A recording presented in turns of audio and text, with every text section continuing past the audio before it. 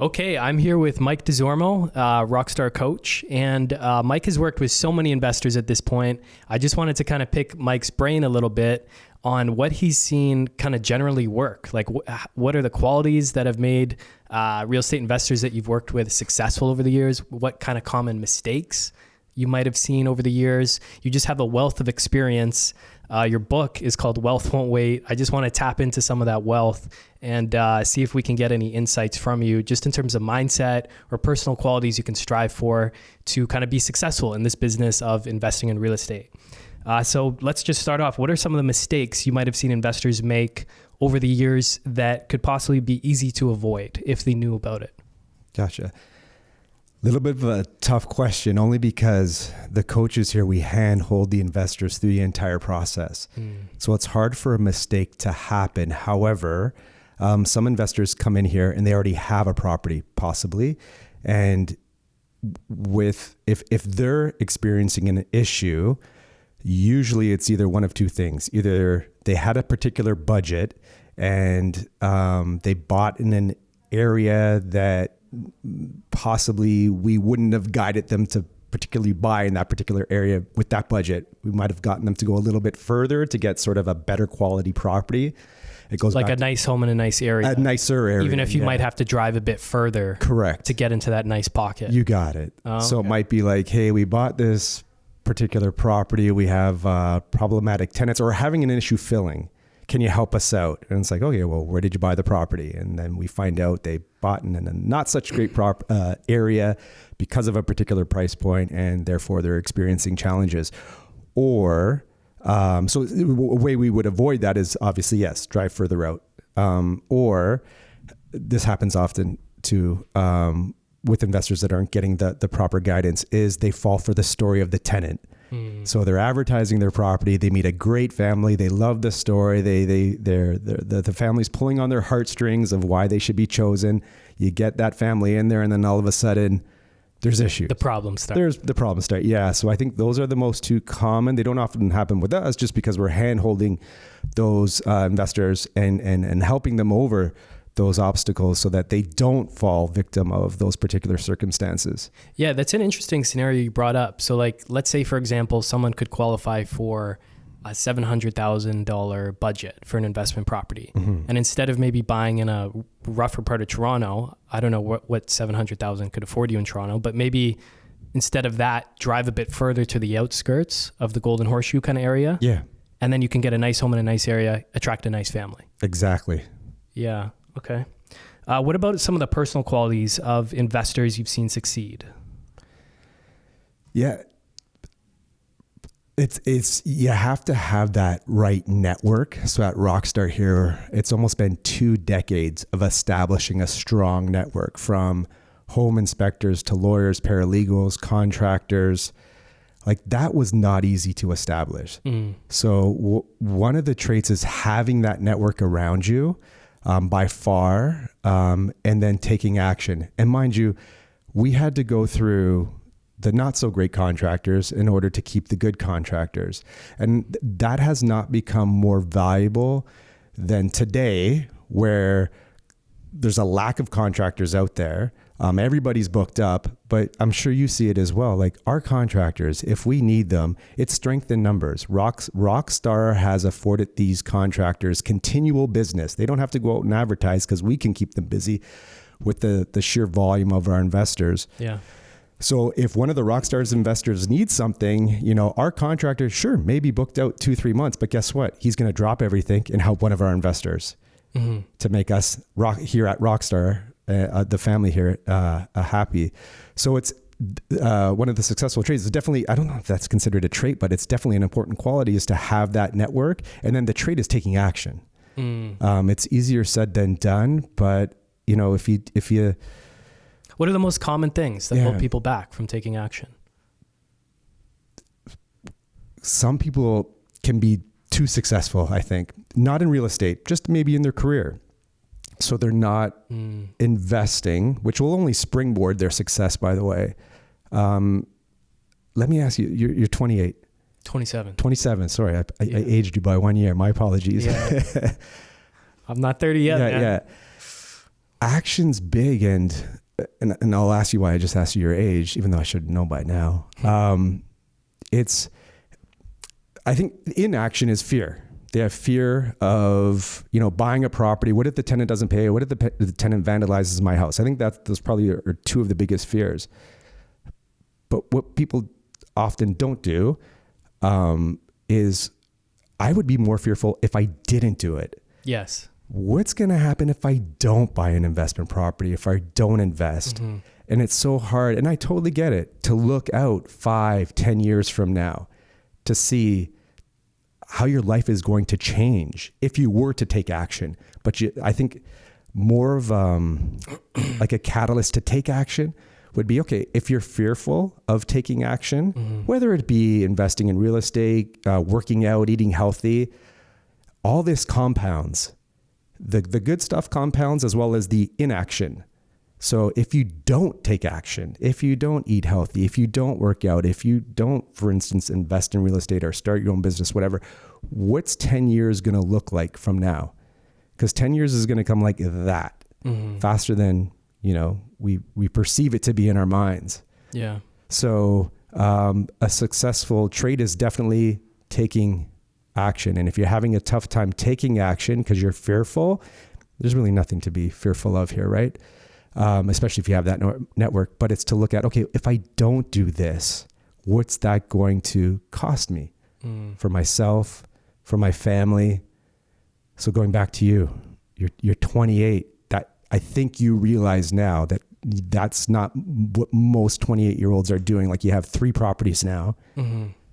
Why did you take action? Exactly that. The fear of not taking action was much greater than the fear of taking action. Okay. Yeah.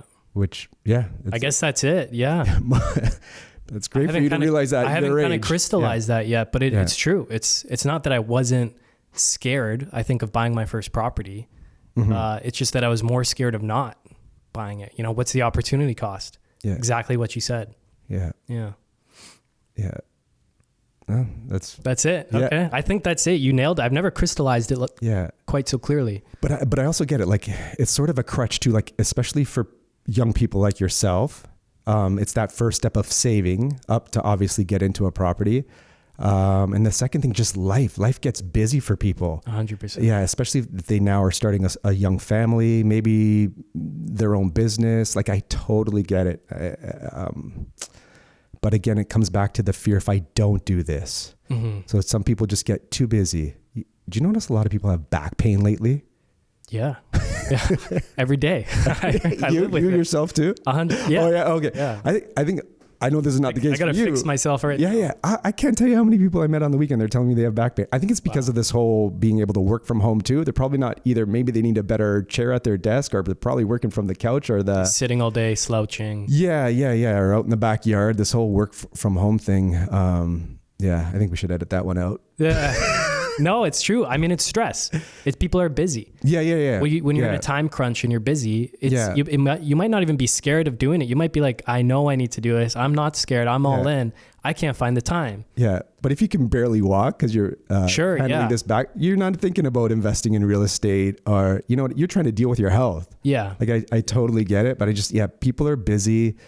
But again, we got to look further out, 5-10 years from now. Like, if I don't take action, what's my life going to look like? Yeah.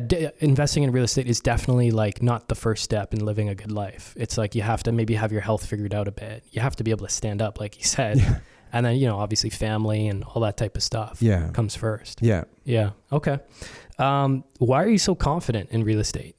Like, I know you've just seen it work for yourself and so many people over the years, but like, in your book, you have a section and it's investment real estate is the best business in a box. And that always stuck with me. And I think it's true because it's been so easy to get into this business because of this network that I've been able to tap into. Yeah. Growing up, I didn't grow up in a well-off to-do area. I grew up right beside Canada, the slaughterhouses. It was called Canada Packers. So there was definitely no rich people in my area. In fact, a friend of mine had the greatest suggestion when we were little kids, and it's, why don't we jump on the subway train and go to the rich area for trick-or-treating? Yeah. And that was the greatest idea ever. The chocolate bars and chips that we were given were a lot bigger in those wealthier areas. Yeah, you get the jumbo size there. So definitely didn't know rich people growing up, but I would hear about them. And the common denominator when I would hear about a rich person was, it could be the car mechanic that leased the garage, that eventually bought the garage, that then bought the plaza, or the plumber that bought his first building, bought the next building beside him. It was just continually, real estate was constantly being brought up. Mm-hmm. So that was part of it. And then then I got involved in real estate. And as you see for yourself as well, like you're a young male. Did you go to university or college? I did, yeah. Which one? University of Guelph Humber. University. Gotcha. Yeah. Gotcha. Okay. Well, whether you did or did not go to university, your properties don't care.